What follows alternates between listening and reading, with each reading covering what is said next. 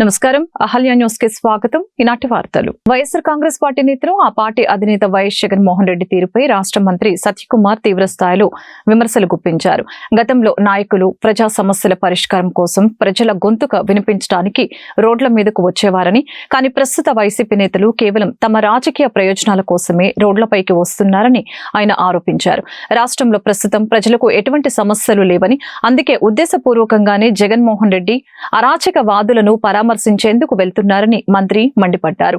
రాష్ట్రంలో సమస్యలు లేకపోయేసరికి అశాంతిని సృష్టించేవారిని, అరాచక వాదుల్ని పరామర్శించడం జగన్ అలవాటుగా మార్చుకున్నారు అని సత్యకుమార్ ధ్వజమెత్తారు. రాజకీయాల్లో నాయకులు అంటున్న వాళ్ళు ప్రజల సమస్యల మీద రోడ్డుపైకి వచ్చేవాళ్ళు. ప్రజలు ఏదైనా ఇబ్బందులు పడుతుంటే, అధికారంలో ఉన్న పార్టీ ప్రజాకంటక నిర్ణయాలు తీసుకుంటుంటే వాటికి వ్యతిరేకంగా ప్రజల తరపున పోరాడడం కోసం రాజకీయ పార్టీలు గాని, రాజకీయ నాయకులు గాని రోడ్ల మీదకి వచ్చిన సందర్భాలు అనేకం.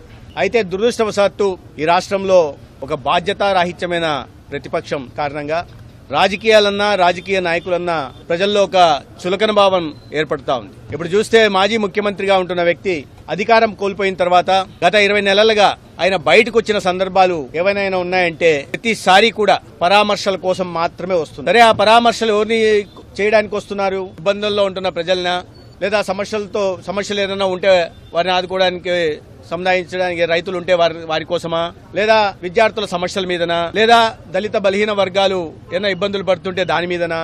ఏవీ లేవు. లేకపోవడంతో ఇవాళ మాజీ ముఖ్యమంత్రి సమస్యలు లేవు, ఇబ్బందులు లేవు, సానుకూల వాతావరణం ఉంది, దీన్ని చెడగొట్టాలి అనే ఒక విధ్వంసకర మనస్తత్వం కలిగిన వ్యక్తి ఇవాళ పరామర్శలకు వెళ్తున్నారు. ఎవరిని వెళ్తున్నారంటే హత్యాయత్నం కేసుల్లో గాని, లేదా హత్య కేసుల్లో గాని, లేదా దళితుల్ని చంపేసి డోర్ డెలివరీ చేసిన వాళ్ళని గాని, లేదా నడి రోడ్డులో 15 ఏళ్ల బాలుని పెట్రోల్ వేసి కాల్చి చంపిన వాళ్ళకి సంఘీభావం తెలపడానికి, ఇవి వారి పరామర్శలకి మాజీ ముఖ్యమంత్రి జగన్మోహన్ రెడ్డి గారు పరిమితం అవుతున్నారు. బూతు పురాణాలు మొదలు పెడితే ఆయనకు ఫోన్ చేసి సంఘీభావం తెలపడం, మద్దతు తెలపడం, బాగా మాట్లాడారు, మీరు ఇలాగే మాట్లాడండి, మరింత కొత్త బూతులు నేర్చుకోండి, ఆ బూతుల్ని మన రాజకీయ ప్రత్యర్థుల మీద, అధికారంలో ఉంటున్న వారి మీద ప్రయోగించండి. దానికి ముందు మనం గతంలో అలాగే ఉన్నాం, అధికారంలోకి వచ్చిన తర్వాత అలాగే ఉన్నాం, ఇప్పుడు అలాగే ఉంటాం అని చెప్పడం వెనక ఆయన చెప్పాలనుకుంటున్నారో దాని వెనకాల ఔచిత్యం ఏంటో నాకు అర్థం కావట్లే.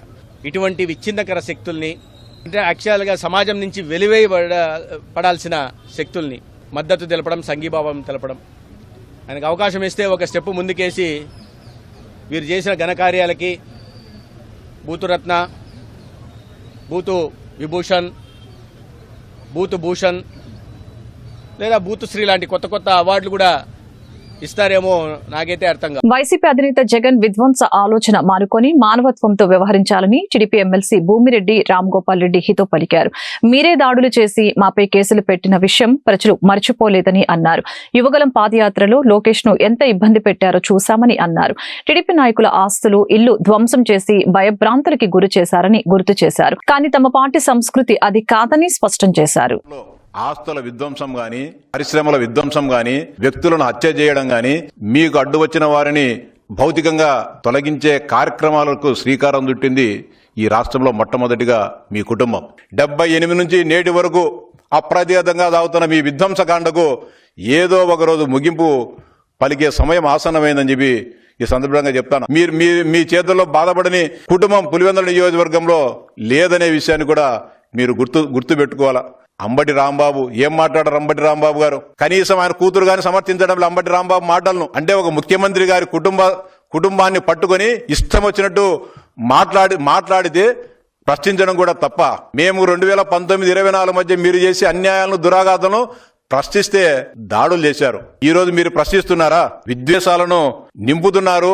మా పార్టీ నాయకులను, మమ్మల్ని అందరినీ కూడా దుర్భాషలాడుతున్నారు. ప్రశ్నించడానికి, దుర్భాషలాడడానికి తేడా ఉంది. జగన్మోహన్ రెడ్డి మీ తల్లి విజయలక్ష్మినో, లేకుంటే మీ చెల్లినో, మీ భార్యనో ఇదే విధంగా ఎవరన్నా కూడా దుర్భాషలాడితే నువ్వు సమర్థిస్తావా? జగన్మోహన్ రెడ్డి సూటిగా మాట్లాడుతా ఉన్నా. పొరపాటు జరిగితే ఈ రోజు ఆ రోజు కేంద్ర కాలంలో దాడి చేస్తే కేసులు లేవు. పట్టాభి గారి ఇంటి మీద దాడులు చేస్తే లేవు. మా గృహాల మీద విధ్వంసం చేస్తే కేసులు లేవు. కానీ ఈ రోజు జోగి రమేష్ పైన దాడి చేశారని చెప్పి కేసులు కట్టడం జరిగింది. అంబటి రాంబాబు పైన సంఘటనకు సంబంధించి కూడా సాక్షాత్తు మా పార్టీ ఎమ్మెల్యే అయిన శ్రీమతి గల్లా మాధవ్ గారి పైన, ఆమె భర్త పైన కూడా కేసులు కట్టి ఈ రాష్ట్రంలో శాంతి భద్రతలను కాపాడమే మా లక్ష్యం అని చెప్పి మా నాయకుడు చెప్పడం జరిగింది. తప్పు చేస్తే మా కేడరు చంద్రబాబు నాయుడు గారు కానీ లోకేష్ గారు కానీ వెంటనే దాన్ని తిడుతూ ఉన్నారు. పొరపాటు జరిగితే పార్టీ నుంచి కూడా సస్పెండ్ చేసి కేసులు కూడా కట్టి జైలుకు కూడా పంపించిన సంఘటనలు ఈ రాష్ట్రం యావత్తు గారు చూసింది. ఈ సందర్భంగా జగన్మోహన్ రెడ్డి గారికి ఆ పార్టీ నాయకులకు చెప్పేది ఒకటే, రాజకీయపరమైన విభేదాలంటే రాజకీయపరంగా మీరు మాట్లాడండి, దానికి సమాధానం చెప్పేదానికి ప్రభుత్వం సిద్ధంగా ఉంది.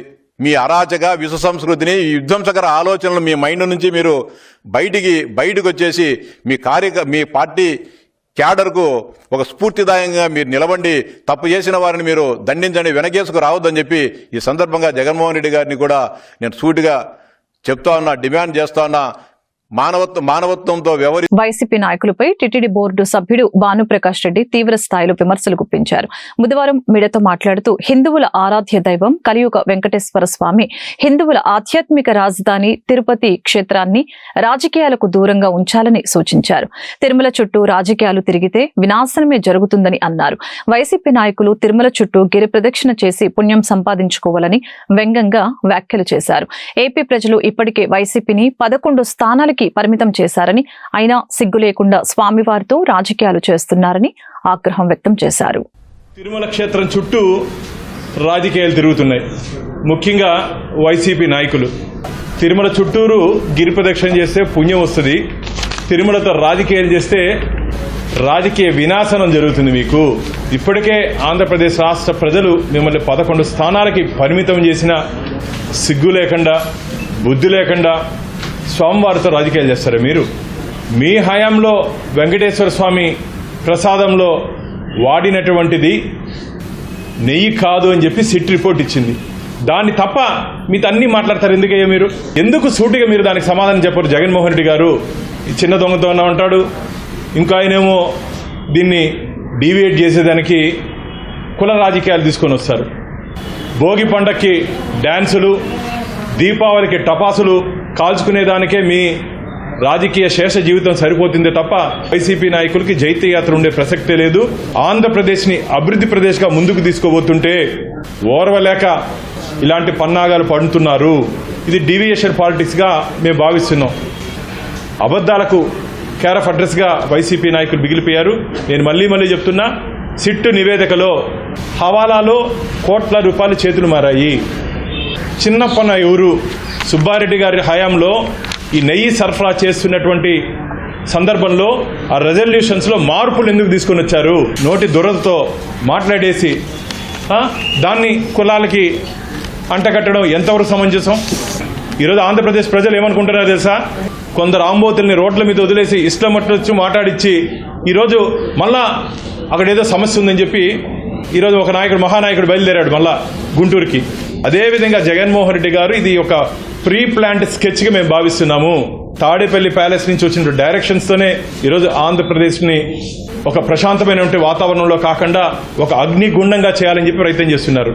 చట్టాన్ని ఎవరైనా అతిక్రమిస్తే చట్ట పరిధిలో ఖచ్చితంగా వారి మీద కఠినమైన చర్యలు మేము తీసుకో. అమెరికాతో వాణిజ్య ఒప్పందం చేసుకున్నప్పటికీ వ్యవసాయం, పాడి రంగాల్లో భారత్ తన ప్రయోజనాలను వీడలేదని కేంద్ర వాణిజ్య శాఖ మంత్రి పీయూష్ గోయల్ పేర్కొన్నారు. దేశంలోని ముఖ్యమైన రంగాల్లో దేనిని విస్మరించలేదని అన్నారు. ఇరు దేశాల ప్రయోజనాలను దృష్టిలో పెట్టుకుని దౌత్య సంబంధాలపై ఒప్పందాలు చేసుకున్నామని అన్నారు.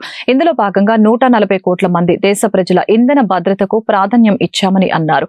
ఏడాది పాటు అమెరికాతో పలుమార్లు చర్చలు జరిపిన అనంతరం దీనిపై ట్రంప్ ప్రకటన వెలువరించారని తెలిపారు. 26 को प्रधानमंत्री जी और अमेरिकी राष्ट्रपति डोनाल्ड ट्रंप ने द्विपक्षीय और अंतर्राष्ट्रीय महत्व के कई मुद्दों पर फोन पर चर्चा की. इसके बाद राष्ट्रपति ट्रंप ने अमेरिका को किए जाने वाले भारतीय निर्यात की दर घटाकर 18% करने की घोषणा की. यह अमेरिका द्वारा कई प्रतिस्पर्धी देशों पर लगाए गए टैरिफ से कम है, जिससे अमेरिकी बाजार में भारत की निर्यात प्रतिस्पर्धात्मकता में वृद्धि होगी. यह समझौता भारतीय निर्यातकों को विशेष रूप से श्रम प्रधान क्षेत्रों और विनिर्माण में महत्वपूर्ण तुलनात्मक लाभ भी प्रदान करता है कि खाद्य और कृषि क्षेत्र में भारत की प्रमुख संवेदनशीलता का पूर्णतः ध्यान रखा गया है। यह साझेदारी लघु और मध्यम उद्यमी, MSMEs, उद्यमियों, कुशल श्रमिकों और उद्योग के लिए नए अवसर खोलेगी कि 140 करोड़ भारतीयों की ऊर्जा आवश्यकताओं की सुरक्षा सुनिश्चित करना सरकार की सर्वोत्तम प्राथमिकता है। वस्तुनिष्ठ बाजार स्थितियों और बदलते अंतर्राष्ट्रीय परिदृश्यों के अनुरूप ऊर्जा स्रोतों में विविधता लाना हमारी इस कार्यनीति का मूल आधार है। भारत की सभी कार्रवाइयां इसी बात को గత కొద్ది రోజులుగా రాష్ట్రంలో సంచలనం సృష్టించిన రైల్వే కోడూరు ఎమ్మెల్యే అరవ శ్రీధర్ కేసు రోజుకొక కొత్త మలుపు తిరుగుతోంది. ఈ వ్యవహారం సంబంధించి తాజాగా బాధితురాలు తన లాయర్ తో కలిసి మీడియా సమావేశం నిర్వహించింది. ఈ సమావేశంలో అరవ శ్రీధర్ సంబంధించిన అనేక విషయాలను బట్టబయలు చేసింది. మీడియా సమావేశంలో ముందుగా లాయర్ మాట్లాడుతూ తాము ఇచ్చిన కంప్లైంట్ మేరకు NHIRP సహకారంతో ఎమ్మెల్యేపై కేసు నమోదు జరిగిందంటూ తెలియజేశారు. ఇంకా కేసుకు సంబంధించిన మరికొన్ని విషయాలను ఆయన మాట్లాడారు. అలాగనే ఈ కేసుకు సంబంధించి హైకోర్టులో గురువారం నాడు విచారణ జరగబోతున్నట్లు తెలియజేశారు. వాటికి సంబంధించిన విషయాలను కూడా పూర్తిగా తెలుపుతానని ఆయన అన్నారు. నేనెక్కడ చెప్పలేదు. మాట్లాడడం మానేసింది అతనండి. నేను మోసం చేయాలనుకుంటే నేను మాట్లాడడం మానేసేదాన్ని.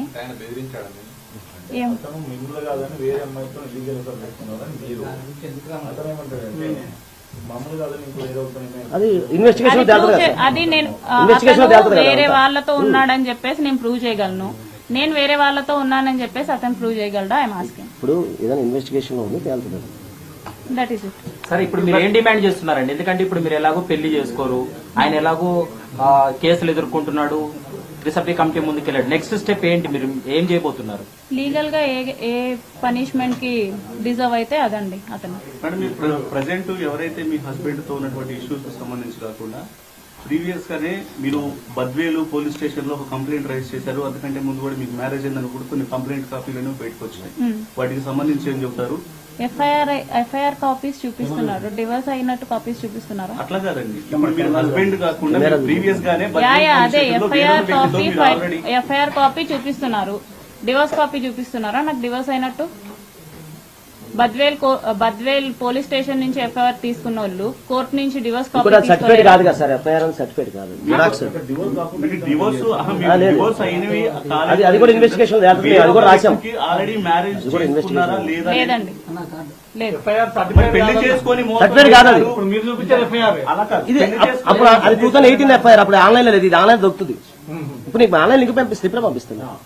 అది 2018 ఎఫ్ఐఆర్ నేను చూశాను. 2018 ఎఫ్ఐఆర్ అంటే చట్ట ప్రకారం చూసుకుని 8 years దాటిపోయింది. మీ ఇష్యూలో ఒక వైసీపీ నాయకుడు వచ్చారు, అతను ఎందుకు లా అనే పేరుతోటి దూషించి లేకపోతే నన్నని లేకపోతే అతను నన్ను ఇంత కాంట్రవర్షియల్ ఎందుకు క్రియేట్ చేస్తున్నారు?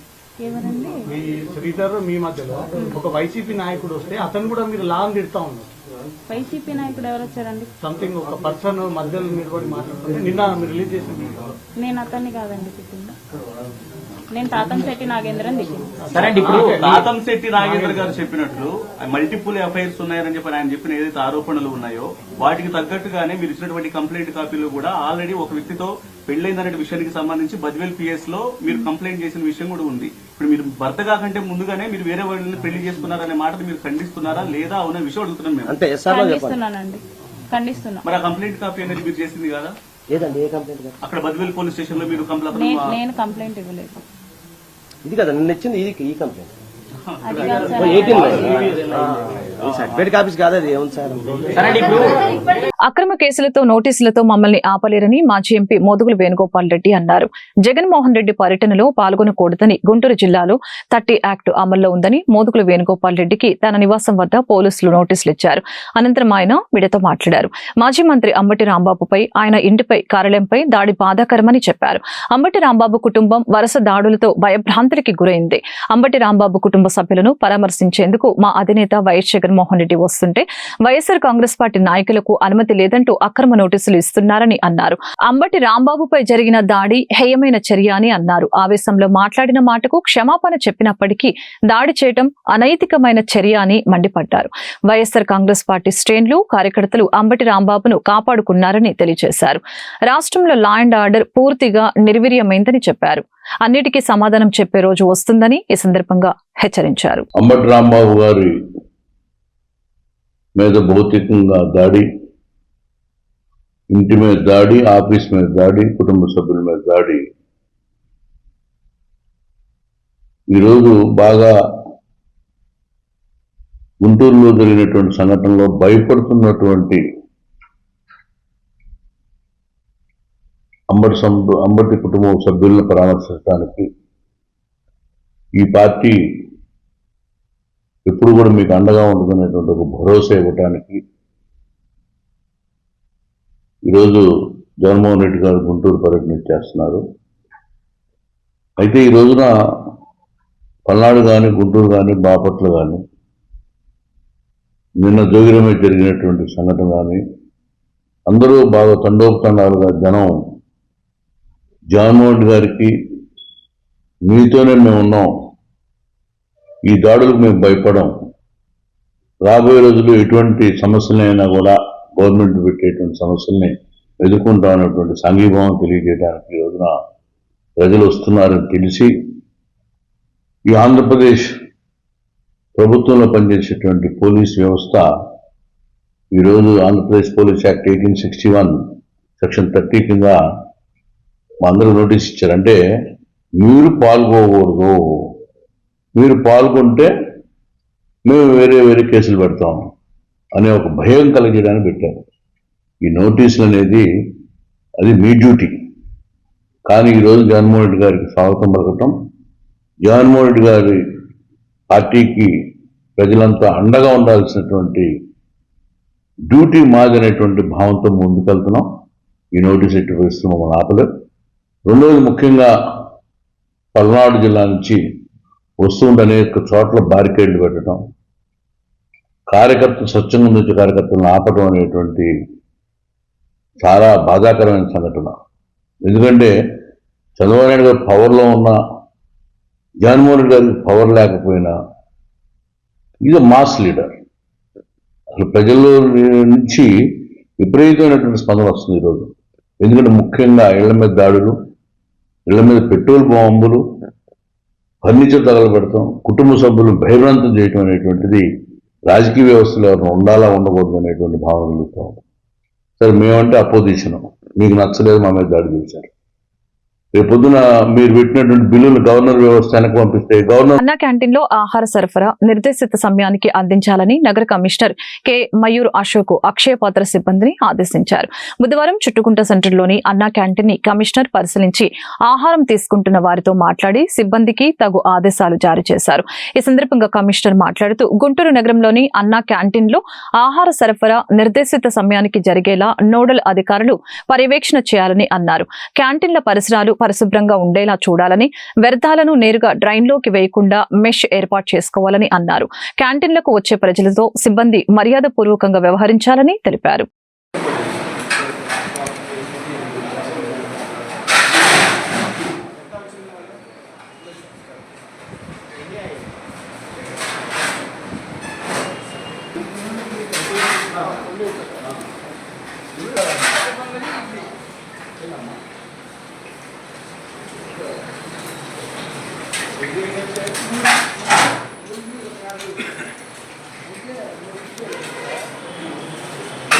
గుంటూరు నగరంలోని పీకల వాగును సమగ్రంగా ప్రక్షాళన చేస్తున్నట్లు గుంటూరు పశ్చిమ ఎమ్మెల్యే గల్లా మాధవి నగర కమిషనర్ మయూర్ అశోక్ తెలిపారు. మురుగునీరు పారుదలకు కీలకమైన పీకల వాగుని సమగ్రంగా సర్వే చేస్తున్నట్లు తెలిపారు. పూడికతీతకు ప్రతిపాదనలు అందించాలని అధికారుల్ని ఆదేశించారు.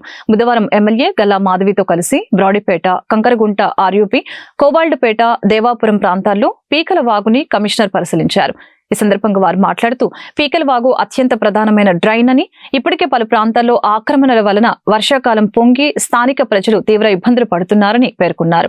పీకలవాగు చుట్టుప్రక్కల నివాసాల వారు వ్యర్థాలను అందులో వేస్తున్నారని, అలా వేయకుండా ప్రజారోగ్య అధికారులు, కార్యదర్శులు అవగాహన కలిగించాలని, అవసరమైతే అపరాధ రుసుం విధించాలని అన్నారు. కోవాల్డుపేటలో లో లెవెల్ ప్రాంతాల్లో డ్రైన్ నిర్మాణాలకు అంచనాలు సిద్ధం చేయాలని ఈఈని ఆదేశించారు.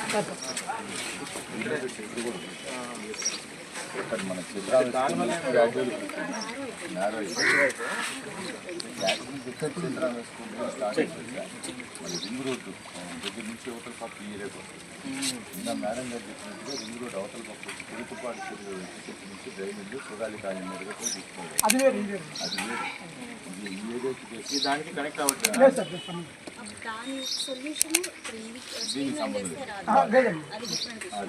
అది ఆల్రెడీ డ్రైన్స్ మార్కింగ్ ఇచ్చాం. చెప్పండి, ఇది మన డీసిల్టేషన్ చేసి సరిపోతుందా, ఇంకా హెల్ప్ చేయాలి? డీసిల్టేషన్ సరిపోతుంది సార్. అక్కడ రైల్వే అది ఓకే, అది సరిపోతుంది. దాంట్లో ఎవ్రీ ఇయర్ డీసిల్టేషన్ చేయాలి.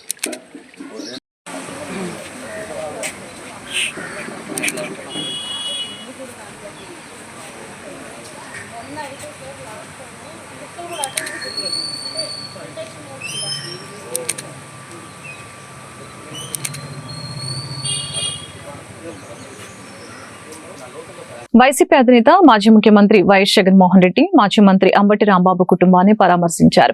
టీడీపీ గూండాల దాడితో వణికిపోయిన కుటుంబ సభ్యులకు ఆయన ధైర్యం చెప్పారు. బుధవారం వైఎస్ జగన్ గుంటూరు పర్యటన జన సందోహం నడుమ సాగింది. సాయంత్రం అంబటి నివాసానికి చేరుకున్న వైఎస్ జగన్ తొలుత టీడీపీ రౌడీ మూకల దాడిలో విధ్వంసమైన ఇంటిని, ఆఫీస్ ను పరిశీలించారు. ఆ తర్వాత అంబటి కుటుంబ సభ్యులను కలిసి దాడి జరిగిన తీరును అడిగి తెలుసుకున్నారు. అధైర్యపడవద్దని, పార్టీ అండగా ఉంటుందని భరోసా ఇచ్చారు. ఆ సమయంలో జగన్ వెంట పార్టీ ముఖ్య నేతలు పలువురు ఉన్నారు. రాష్ట్రంలో జంగిల్ రాజ్ నడుస్తుందని వైసీపీ అధినేత మాజీ ముఖ్యమంత్రి వైఎస్ జగన్మోహన్ రెడ్డి మండిపడ్డారు. చంద్రబాబు ప్రజాస్వామ్యాన్ని కూని చేశాడని, రాష్ట్రంలో భయానక వాతావరణాన్ని సృష్టించారంటూ ఆగ్రహం వ్యక్తం చేశారు. అంబటి రాంబాబు, జోగి రమేష్, విడుదల రజని, బొల్లా బ్రహ్మనాయుడిపై దాడులు అత్యంత హేయమని మండిపడ్డారు. వీళ్ళందరూ చేసిన తప్పేంటి అంటూ వైఎస్ జగన్ ప్రశ్నించారు. కుట్రపూరితంగా నెయ్యిలో జంతువుల కొవ్వు కలిసిందని చంద్రబాబు ఎందుకో దుష్ప్రచారం చేస్తున్నారు. తిరుమల ప్రతిష్టతను చంద్రబాబు దెబ్బతీస్తున్నారు. ఉద్దేశపూర్వకంగా చంద్రబాబు దుష్ప్రచారం చేస్తున్నారు. దేవుడంటే చంద్రబాబుకు భక్తి, భయం లేదు. కేంద్రానికి సంబంధించిన ఎన్టీడీబీ, ఎన్టీఆర్ ల్యాబ్ లో నెయ్యిలో ఎలాంటి కల్తీ జరగలేదని రిపోర్టులు ఇచ్చాయి. సిపిఐ ఆధ్వర్యంలో ఈ శాంపిల్స్ అన్ని టెస్టులు జరిగాయి అని వైఎస్ జగన్ తెలిపారు. ఎలాంటి కల్తీ జరగలేదని సిపిఐ రిపోర్టు స్పష్టం చేసింది. చంద్రబాబు, పవన్, లోకేష్ చేసిన తప్పులకు లెంపలేసుకోవాలి. సిపిఐ స్పష్టం చేసినా మళ్లీ గోబెల్స్ ప్రచారానికి దిగారు. కుల మతాలకు రెచ్చగొట్టేలాగా దుష్ప్రచారం చేస్తున్నారు. మళ్లీ అబద్దాలు చెప్తూనే ఫ్లెక్సీలు పెడుతున్నారు. చంద్రబాబును ప్రశ్నిస్తే దాడులకు తెగబడుతున్నారు. గుడికి వెళ్లి వస్తున్న అంబటిని గూండాలు అడ్డగించారు. పోలీసుల సమక్షంలోని కర్రలు, రాడ్లతో అంబటిని అడ్డుకున్నారు. అంబటిని బూతులు తిడుతూ కారుపై దాడి చేశారు అని వైఎస్ జగన్ మండిపడ్డారు. ఏ స్థాయిలో ఉంది అనంటే ప్రజాస్వామ్యం ఎప్పుడో కూని అయిపోయి రాష్ట్రంలో ఉన్న పాలకులు ఈరోజు జంగల్ రాజ్ అంటే ఒక భయానక వాతావరణంతో రాష్ట్రాన్ని పరిపాలించే కార్యక్రమం ఈరోజు జరుగుతూ ఉంది. నేను అడుగుతా ఉన్నాను, ఈరోజు అంబటి రాంబాబు అన్న విషయంలో జరిగిన విషయమైతేనేమి, ఈ మధ్యకాలంలో జరిగిన జోగి రమేష్ ఇంటి మీద దాడి విషయమైతేనేమి, విడుదల రజనీ అమ్మ మీద అటాక్ చేసిన విషయమైతేనేమి, బోళ్ళ బ్రహ్మనాయుడన్న మీద అటాక్ చేసిన విషయమైతేనేమి, అన్నీ కూడా ఈ మధ్య కాలంలోనే జరిగిన ఈ కొన్ని ఘటనలు మాత్రమే ఉటకరించినా కూడా జంగల్ రాజ్ అనేది ఏ స్థాయిలో ఉంది ఈ రాష్ట్రంలో అన్నది ఇట్టే అర్థమయ్యే విషయాలు. నేను అడుగుతా ఉన్నాను, అంబటి రాంబాబు అన్న చేసిన తప్పేమిటి అని అడుగుతా ఉన్నా.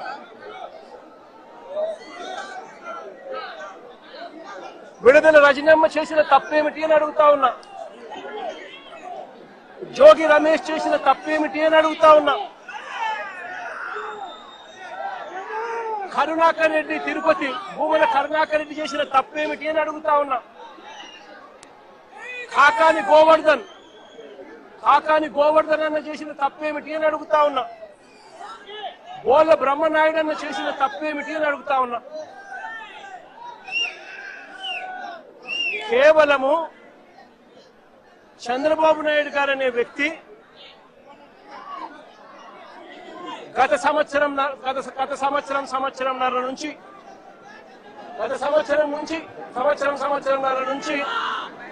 చంద్రబాబు నాయుడు గారు కావాలని ఉద్దేశపూర్వకంగా అబద్ధాలతో కూడిన ప్రకటనలు చేస్తూ ప్రజలను మభ్యపెట్టే కార్యక్రమం చేశాడు. పవిత్రమైన తిరుపతి నెయ్యిలో భక్తుల మనోభావాలను దెబ్బతీసే విధంగా కావాలని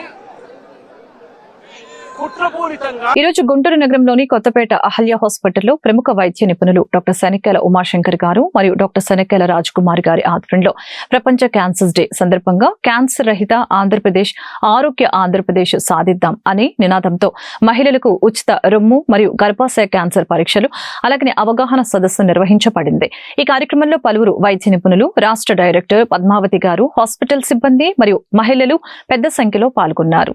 బ్రెస్ట్ క్యాన్సర్ మనకి చాలా పెరుగుతుంది. సో దీని గురించి ఎందుకు వస్తున్నాయి ఈ క్యాన్సర్ లేడీస్కి, గతంలో లేవు కదా, ఇప్పుడే ఎందుకు పెరుగుతుంది అనిపిస్తే, గతంలో క్యాన్సర్స్ అనేది అంత చికిత్స లేదు, అంత ట్రీట్మెంట్స్, అడ్వాన్స్ ట్రీట్మెంట్స్ లేవు. అప్పుడులో ఏంటి, లేట్ స్టేజెస్లో ఉండటం వలన మనకి ఒక బ్యాడ్ ఇన్ఫర్మేషన్ వల్లనే క్యాన్సర్ అంటే భయం అనేది ఎక్కువ ఉంటుంది. ఆ లేట్ స్టేజెస్లో రావటం వలన చాలామంది ట్రీట్మెంట్ తీసుకున్న చనిపోయేవారు. ఇప్పుడు క్యాన్సర్ మీద కొంచెం అవగాహన ఉండటం వల్ల ముందే వచ్చి ట్రీట్మెంట్స్ తీసుకోవటం వల్ల క్యాన్సర్ బెటర్గా ఉంది, అంత భయపడాల్సిన అవసరం లేదు. ఈ క్యాన్సర్స్ ఎందుకు పెరుగుతున్నాయి అంటే, ఇప్పుడు చూస్తే మొత్తం పొల్యూషన్, మనకి అన్నిట్లో కల్తీ, పెస్టిసైడ్స్ ఎక్కువ, దాంతోపాటు ఏజ్ రిలేటెడ్ మనకి కొన్ని క్యాన్సర్స్ ఒక వయసులోనే వస్తాయి. ఈ బ్రెస్ట్ క్యాన్సర్ ఎట్లాగా మనం కనిపెట్టాలి అందరికీ, ఇప్పుడు కొంతమందికి ఏంటి క్యాన్సర్ వచ్చిద్దా నాకు అని ముందే తెలుసుకోవచ్చు. లేట్ స్టేజెస్కి వెళ్ళే వరకు కాకుండా ముందే మనం బ్రెస్ట్ క్యాన్సర్స్ ఎట్లా తెలుసుకోవాలి అంటే, ప్రతి 1 నెలకు కానీ 2 నెలలకు ఒకసారి నెలసర్లు ఆగిపోయినాక ఒక 5th డే అట్లాగా తలస్నానం చేసేసినాక మన ఫింగర్ టిప్స్, అంటే చాలామంది జస్ట్ ఇట్లా పట్టుకుని చూస్తూ ఉంటారు, అట్లా కాకుండా ఈ ప్యాడ్స్ అంటాం, వీటితో ఒక కాయిన్ ఎంత ఉంటుంది అంతంతతో ఇట్లా రౌండ్గా చూసుకుంటే ఏదైనా గడ్డలు ఉన్నాయా అనేది తెలుస్తుంది. Or up and down movements అంటాం, అట్లా చూసుకున్నా సరే మనకి ఏదైనా గడ్డలు ఉన్నాయనేది మన బ్రెస్ట్లో తెలుసుకోవచ్చు. ఇప్పుడు మనం స్నానం చేసినాక సోప్ రాసేసుకున్నాక అప్పుడు మనం చూసుకుంటే మన ఫింగర్స్ స్మూత్గా వెళ్తాయి. ఆర్ మంచం మీద పనుకున్నాకైనా సరే మనం పనుకుంటే ఏదైనా గడ్డలు ఉన్నా ఇంకా బాగా తెలుస్తుంది. సో ఇక్కడ మనకి క్లావికల్ అనే బోన్ ఉంటుంది, అక్కడి నుంచి కింద రిబ్స్ వరకు, సంకల్ నుంచి మధ్యలో వరకు, పైనుంచి కింద వరకు స్లోగా ఇంత మూమెంట్స్తో మనం చూసుకుంటే ఏదైనా గడ్డలు ఉంటే తెలుస్తుంది. అంటే చిన్న సైజులోనే మనకు తెలుస్తుంది, అంతేగాని బ్రెస్ట్ని ఇట్లా పట్టుకుని చూడకూడదు. అట్లా పట్టుకుని చూస్తే మనకు అందరికీ క్యాన్సర్ ఉన్నట్టే అనిపిస్తుంది. అందుకని జస్ట్ ఇట్లా ఫింగర్ టిప్స్తో ఇట్లా చూసుకోవాలి. ఈ క్యాన్సర్, ఈ గడ్డలు నువ్వు ఎప్పుడు వస్తావు నా దగ్గరికి అన్న ఫీలింగ్ నాకు కలిగించాను. ఇక వెంటనే ఆ రోజు డిసైడ్ అయ్యి ఒక గురువు గారిని తీసుకొని మేమిద్దరం మాల వేసుకొని ప్రయాణం చేస్తూ ఉన్నాం. పద్మ చెప్పినట్టుగా ఆ రోజు మీరు చూస్తే ఆ పద్మ ఈ పద్మ ఒకటేనా అని ఎవరు అనుకోరు. అసలు చాలా ఇబ్బంది పడుతున్నప్పుడు చంద్రబాబు నాయుడు గారి దగ్గర తీసుకెళ్ళి, మా పద్మ కార్యకర్త ఇబ్బంది పడుతుంది, మీరు తను చేయించుకోలేని పరిస్థితిలో ఉంది, ఈ డబ్బులు మీరు ఇస్తే తను చేయించుకోగలదు అంటే వెంటనే అంత గొప్ప మనసు చంద్రబాబు నాయుడు గారితో కూడా. ఒక కార్యకర్త ఇబ్బంది పడుతున్నారు, ప్రజలు ఇబ్బంది పడుతున్నారు అంటే వెంటనే ఆయన స్పందిస్తారు. ఆయన స్పందించి బేరియాట్రిక్ సర్జరీ చేయించి ఇంతే అన్నం తిని ఎంతో కష్టంగా అది అధిగమించి ఈరోజు తన హెల్త్ ఇంప్రూవ్ చేసుకుంది. ఇప్పుడు ఆ సమస్య లేకుండా ఇంజెక్షన్స్ వచ్చినాయి. ఒక వారానికి 5 కేజీలు తగ్గిపోయారు ఆల్రెడీ చాలామంది పేషెంట్స్ ఒక నెలలో. టెక్నాలజీ పెరుగుతుంది, మరి ఆ టెక్నాలజీ మనం తేవాలి అంటే మనకి నాయకులు కూడా బాగా ఉండాలి. అదే మన చంద్రబాబు నాయుడు గారు కూటమి ప్రభుత్వం. మీరందరూ కూడా ఇప్పుడు మోడీ గారు చెప్పారు, ఇండియాలో తయారయ్యే వ్యాక్సిన్స్ని మనం డెవలప్ చేయాలి. ఇవాళ బడ్జెట్లో కూడా బయోఫార్మాకి ఎక్కువ ఇచ్చారు. బయట నుంచి కొన్న క్యాన్సర్ 10,000 అయితే ఇండియాలో తయారయ్యే క్యాన్సర్ 2,000. యూనిఫైడ్ ఫ్యామిలీ సర్వేను స్వర్ణ వార్డు సచివాలయం సిబ్బంది ప్రతి ఇంటికి వెళ్లి కుటుంబ సభ్యుల పూర్తి వివరాలు నేరుగా యాప్లో నమోదు చేయడం జరుగుతుంది. సర్వేను పక్కాగా చేయాలని జిల్లా కలెక్టర్ ఆదేశించారు. సర్వే ద్వారా ఆయా కుటుంబాల అవసరాలు తెలుసుకుని ఆ మేరకు పథకాలు అమలు చేయటకు ప్రభుత్వం చర్యలు తీసుకుంటుందని తెలిపారు. అన్ని కుటుంబాలను ఆయా స్వర్ణ గ్రామ వార్డు సచివాలయ సిబ్బంది సందర్శించి తప్పులకు తావు లేకుండా యాప్లో నమోదు చేయాలని తెలిపారు.